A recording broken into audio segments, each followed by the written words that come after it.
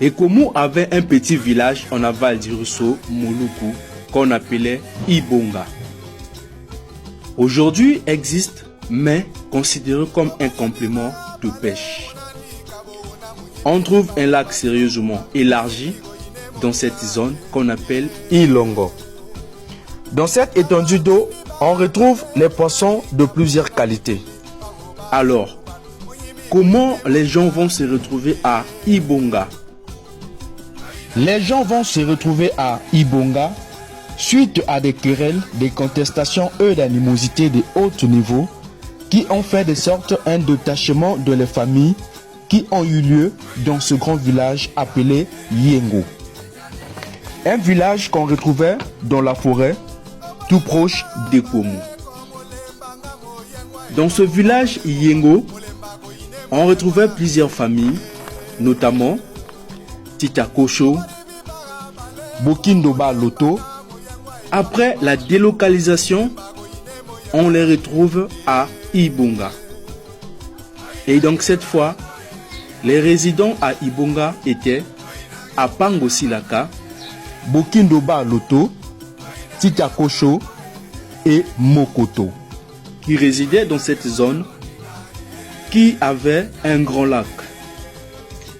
Et en quittant à Ibonga, en allant vers Toku, vous trouverez la limite entre le département de la Songa et celui de la Cuvette, là où on a surnommé Bokuka, qui est un arbre qui se trouvait en aval d'Ibonga. Les vieux villages comme Njondo, Yengo et Ngombele, au sein de ces villages on retrouvait les vieux Bongili qui ont vécu l'époque avant la délibération de l'indépendance. Ils se vêtirent en cache-sexe par manque et absence de fabrication des tissus modernes. D'autres s'habillaient même en raffia. Ils utilisaient comme outil de chasse des arcs, des saguets. Quand il y a eu guerre civile entre eux, pour se pourchasser, les autres vont utiliser les machettes, des saguets pour se menacer.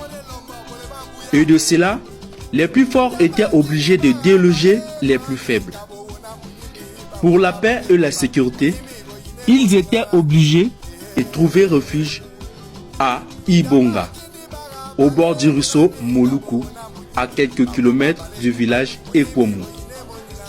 Ibonga devenait donc un grand village jusqu'à l'arrivée de la colonisation et l'indépendance. À Ibonga, il y eut de l'ambiance entre les habitants et les activités comme la chasse se passèrent à merveille. Et à 10 km d'Ibonga se trouvait un grand lac similaire au fleuve, un lac très riche en présence de tout genre d'espèces. Les poissons et les animaux, on y trouvait.